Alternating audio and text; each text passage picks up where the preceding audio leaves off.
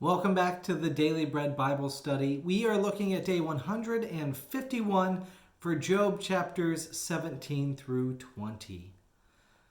Now, in Job 17, verse 1, Job says, "My spirit is broken." And Job again states his feelings of being around his friends in verse 2. "Surely there are mockers around me, and my eye dwells on their provocation." In verse 5, "Those who denounce friends for reward, the eyes of their children will fail." And in verse 6, "I am one before whom people spit." Job then uses a metaphor concerning darkness, essentially saying, if I accept that I am struck in this present suffering darkness pit, then where is my hope? Well, in verse 18, chapter 18, we go back to Bildad, who takes offense at Job's words. And speaking to the friends group, Bildad asks, "Why are we stupid in your sight?" Bildad then speaks of how fruitless Job's actions are in 18 verse 4. "You who tear yourself in your anger, that being angry is only going to destroy you." So in verse 5, "Surely the light of the wicked is put out, and the flame of their fire does not shine." Bildad uses imagery of the wicked wandering blindly, being ensnared by their own blindness and wicked plots. Bildad thinks Job is setting himself up for failure in verse 16, saying, "Their roots dry up beneath, and their branches wither above. Their memory perishes from the earth, and they have no name in the street. They are thrust from light into darkness and driven out of the world." Knowing God's ways and following them will lead to prospering. So in Job 18, verse 21, "Surely such are the dwellings of the ungodly. Such is the place of those who do not know God." So after listening, Job again wants comforting words and not judgment. He picks up in chapter 19, verse 2, "How long will you torment me and break me into pieces with words? These 10 times you have cast reproach upon me. Are you not ashamed to wrong me? And even if it is true that I've erred, my error remains with me. If indeed you magnify yourself against me and make my humiliation an argument against me, know then that God has put me in the wrong and closed his net around me." Job claims that God is not responding to the violence enacted upon Job.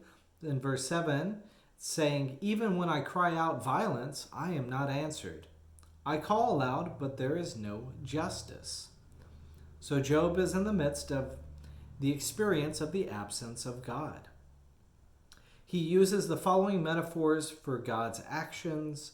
In verse 8, "Walled up my way, set darkness upon my path, stripped my glory from me, breaks me down, uprooted my hope like a tree, and counts me as his adversary." So this is all of God and how Job feels God is treating him.